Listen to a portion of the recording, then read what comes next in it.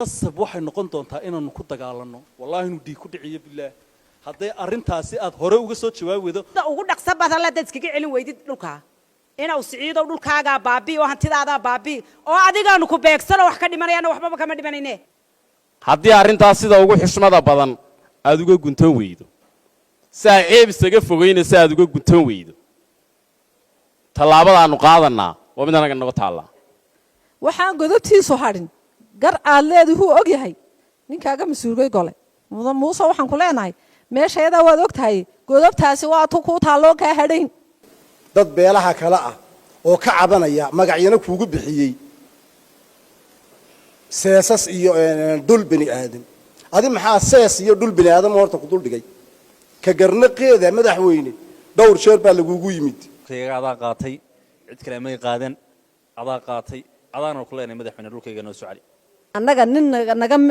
mar nala dhasho saga nagu dhashay naga haysan maayo adaanu ku ixtiraamana adaanu madaxnimada eegana haddii aad dhulkaasi sida sharciga u eeg weydo wasay u sharci dhaafaysa hore dadkii hore ku sheegay qadarlaan garana waxaan leeyahay anaga hanamoodin habar yoorsi dhulka jiijiidaysay adeer hanamoodin reerka dhulka jiijiidaysay waan iska ka celinaynaa madaxweynana waxaan leeyahay adeer ku bari mayna waanu kula hadalay qaar ka mid ah dhalinyarada iyo haweenka beelweynta reer Xareed ayaa si adag uga hadlay dhul ku yaala magaalada Hargeysa oo ay sheegeen in laga dhacay isla markaasina baaq u diray xukuumadda Somaliland waxayna dhalinyaradani baaqi ugu cusla u soo jeediyeen xukuumadda Somaliland guri siyaad bare ilaa 60kii soo dhisnaa oo kii dhistay halkan joogo oo tii ciyaal soo gaadhay oo tii soo gaadhay rayaale oo tii siiraanya soo gaadhay markay qacantaada aad ku qaaday adiga iyo ninkii waxa weeyaan ninka qaatayna aad ka qaadi laadeed ogaanta u diidantay intaasoo ergaba ku timiday waa ninkii gabadha beerka ka laagayay ee sawirka waxa weeyaan RRU-da joogay ee khadarlaan gadha leeyahay waxa weeyaan xukuumaddaadu berri way tagi reer baalan noqon doona ninna nin buu noqon doona isagna nin reer hebel uu noqon doona gurigana guri reer hebela ayuu noqonayaa haddaad sharciga gacanta ku haysato adigu maanta waxa iman doonta maalin aanad gacanta ku haynin sharcigan maalin sharcigu imanaysa qasab waxay noqon doontaa inaanu ku dagaalano wallahi inuu dhiig ku dhiciyo billaah haday arintaasi aad hore uga soo jawaabeydo hore waxa weeyaan reer Xareed halka TV ma soo istaagan waa nagu ceebaano TV ma soo istaagi karna rag caban karnana ma nihinba gabi wuxuu yiri Allah ayow muxuu geed weyn engegay yaayna geeyndeysti Allah ayow muxuu geed weyn engegay yaayna geeyndeysti waxa weeyi maanta guriga ilaa 60kii soo dhisnaa ee dawladii siyaad bare soo dhisnaa ee tii maxamed xaaji ibraahim cigaal ee ka dambeysay ee dhisnayd tuur ee cigaal iyo riyaale madaxweyne siiraanyo ma markii ay gacantaada soo gashay baad ayay noqotay in aad markaasi xaq darro u raadisid cid kula adiga ehela in badan waxaan maqli jiray dad beelaha kala ah oo ka cabanaya magacyana kuugu bixiyay seesas iyo dul bini aadam adi maxaa sees iyo dul bini aadam horta ku dul dhigay ka garnaqeeda madaxweyne dhowr jeer baa lagugu yimid guddi baa lagugu yimid odayaal baa lagugu yimid waana la cadeeyay sharcigii iyo wax walba waa la soo cadeeyo miiska la soo wada dhigay markii wixii oo dhan la hor keenay ay soo cadeeyeen inay dadkaasi ay u leeyihiin xaq sharcigeegina ay keeneen maxaa haddana uga garsoori weyday daahir riyaale kaahin waxa uu xaaji cabdi waraabe mar uu la dardaarmayay isagoo madaxweynaha daahir riyaale uu kula dardaarmay saddex baa xukunka ka qaada gar leexsan guddoon jilicsan iyo gacan guran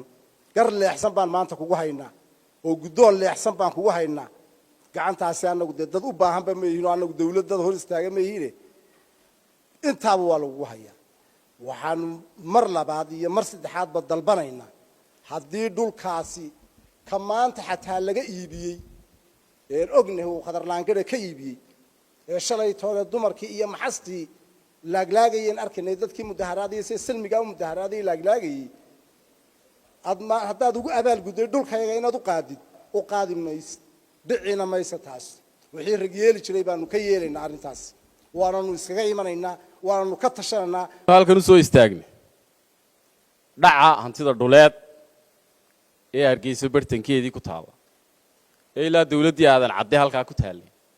ee dawladii kala dambeeyay ay u aqoonsanaayeen qoyska aanu ehelkanahay inay leeyihiin ee la damcay inta uu madaxweyne Muuse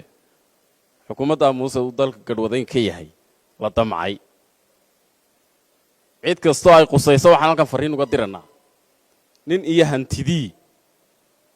hantidii ma kala hadlowdo dadka hantidaa lahaa maanta waxay way joogaan waa ehelkayaga sharcigii bay haystaan madal kastay istaageen arrintaasi madaxweyne waxay fadhidaa gondahaagay arrintaasi fadhidaa nin aad isku ardaatiin baa dhulkaa damcay arrintaasi ergadeedu markii adiga ay ku soo gaadhay ee aad waxba ka qaban weyday inuu ninkaaga shaadhkaaga inuu ninkaasi isticmaalayo shaadhkaaga ayay u eg tahay haddayna sidaa ahayn inaad sii eegato maaha odayaasha gobolkan ka soo jeedo dhan baa arrintaa galay dad waaweyn baa arrintaa galay cid kasta oo arrintaa dhulkaa taqaanay oo Hargeysa waanta intii taqaanay oo dhan way joogtaaye intii wax garadka arrintaa way ka hadashay miiskaasay keentay arrintaa in aad ka odayaysa loogaga fadhiyaa madaxweyne waxaa loogaga fadhiyaa inaad arrintaa ka odayayso inanka adeer baad u tahay dhulkaa damcay dadka dhulkaa leh ee halkan kaala hadlaya baaqa kaaga dirayaana waa dadaan ehelaankaa fogeyn waa dad madaxtinimadaada dhisay maanta arrintaas sida aad uga garnaqdo waa u dheeg taagayaan horta ilaahay baa mahadle maanta beeshii reer xareed oo halkaa ku dhan horta waa wax aad loogu farxo xanuunkaasaa taabtay cagtaa la geliyey waxa la yidhi ma geydid Hargeysa waa Sacad Muuse dadka yidhi ma geydid Hargeysa waana madaxweynaha jamhuuriyadda Soomaaliland iyo ninka kale ee la yidhaa inuu siciido lacagtiisii hantidiisii siiyey dhul agoomi leedahay waxaanu leenahay inuu siciidna adeero adaa aqal quraaradee ku jira annagu kuma jirnee buul baabanu gallaaye aqal quraaradii adaa ku jira waxaan kuu sheegayaa aqalka quraaradii wuu kaa baaba'ay inuu siciido sida ugu dhaqso badan la dad iskaga celin weydid dhulkaa inuu siciido dhulkaagaa baabi oo hantidaadaa baabi oo adigaanu ku beegsano wax ka dhimanayana waxbaba kama dhimanayne dhul la soo dhacay intaad iibsanayso dhulka bannaan iibsan ku leenaw siciid qadarnaan garana waxaan leeyahay annaga hanamoodin habar yoorisa dhulka jiijiidaysay adeer hanamoodin reerka dhulka jiijiidaysay waanu iska kaa celinaynaa madaxweynahana waxaan leeyahay adeero ku bari mayno waanu kula hadalay oonu hoos iyo saraba kula hadalay dibna kula hadli mayno muusow waxaan kuu sheegayaa sidaad reer xareed u jiijiiday inay dhulka ku jiijiidi doonaan reer xareedna maanta hadduu iska celin waayo halkaa qori intuu qaato boqol ku dhiman waayaan dee naagihiina la kaxaysan baa le reer xareed naagihina u fura sii wada daaya naagaha dee ha guursadaan dadka u taliya dee magaalada u taliyaaye dhulka idinka qaadee naagahan ha ugu daro ku casuuba salaamu calaykum waraxmatullahi wabarakaatu waxaan halkan baaq dheer uga daranaa madaxweynaha qaranka mudane Muuse Biixi waxaa la yidhaahdaa iskuul meelna ma wada degto warna iskuma seegana gurigayaga in badan baa lagala hadlay warkiisaad haysaa gabile baad timid odayaashii baa kaala hadlay maxamed amiin baa tidhi u dhiiba wuxuu ku ansixiyey sifo sharciya aanu ku leenahay haddaba waxaan kuu sheegayaa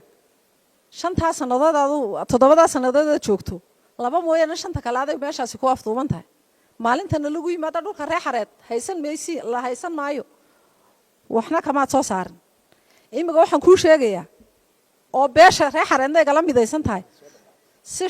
sifo sharci hadda waxa igala noogu soo celi waayo wasiirka dakhligaanu gaarsiinay in badan baan baryootanay hadda baryoonta way dhaaftay Muuse sidaanu kuugu lisnayna noogu maad hambayn waxaan ku leenahayna imigana ha arrinka halkaad gaarsiiso baa inaga inoo taala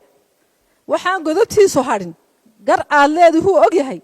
ninkaaga masuulgay gole Muuse waxaan ku leenahay meeshayada waad og tahay godobtaasi waa tu ku taalo ka hadhayn xaweyne waxaan maanta xaggaas ku imanay annagoo beesha xareed baray inaan ka hadalno dhulkayga ay ku yaala gargaar ama dahabshiil agtiisa dhulkaasoo aad qaadatay adoo madaxweynaha jamhuuriyadda Soomaaliland dawladdii Siiraanyo dhulka annaga lahayn tii daahir yaale annaga lahayn tii cigaal annaga lahayn tii cabdiraxmaan tuur annagaa lahayn taba markaad aduu madaxweyne dalka qabsatay dhulka reer xareed inaad qaata xaq ma haday waxaan si adag madaxweyne uga hadlanaa mudane madaxweyne dhulkaas soo celiso saa ugu dhaqsaa badan weliba intaa doorashada ka hadhay waa soo calin weydey sidii raggu yeeli jiray ma yeelanaa taana adaa noo sababa madaxweyne dhulkayga adaa qaatay cid kale may qaadan adaa qaatay adaana ku leenay madaxweyne dhulkayga noo soo cali weliba waan ku adkaynaa madaxweyne dhulkayga saa ugu dhaqsaa badan madaxweyne noogu soo cali barya nagama aha ee waxaan leenahay nina wuxuu leeyahay de madaxweyne ma baryo adaa naga qaato dee awood dawladeed baad ku qaadatay dee madaxweyne dhul buu qaadan jiray waan u maqli jirnay mar haddaad annagaygan soo gaadhay madaxweyne annagu taa kaa yeeli maynay dhulkayga saa ugu dhaqsa badan loo soo cali de kolba khadar iyo waxaan ugu soo dirin dadka kuwani aryada qofkii meesha gaadhay haddaad aryada usoo dirto madaxweyne dhul aad adu leedahay maaha dhulkii hargeysana dhulkumaad lahaynay dhulkayga saa ugu dhaqsa badan madaxweyne halkan maanta kulankaygu wuxuu daaran yahay annagoo ka midaysan reer xareed barre dhulka hantidayada ee la dhacay ee la haysto dee nin si isagaa nagula dhashuun baa haystaa ixtiraam baan anagu eeganay kala dambayntaan anagu naqaanaa iska hadalkii midhihii waxaa wala naga daran yahay laakiin nin walba way khusaysaa nin walba way taabatay dhulkaasi hanti maaha maxay ahayd annaga boob nagu soo gashay hantaanu cid ka dhacnay maaha waa taan xaqa u lahayn waa taa xigtadeedu leedahay weeyaan waananu ka midaysannahay maanta inaanu raadino madaxweyne mudane waxaa lagaa codsanayaa oonu kaa doonaynaa inaad dhulkaas sida u quruxda badan leh oo u quruxda badan leh nabadgelyadu ku jirto inaad hantideeda noogu soo celiso annaga nin naga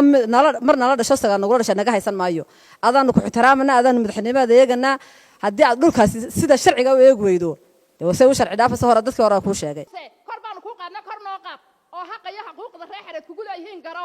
laakiin haddaad cidladana dhigto annaguna cidladaanu ku dhigi muusow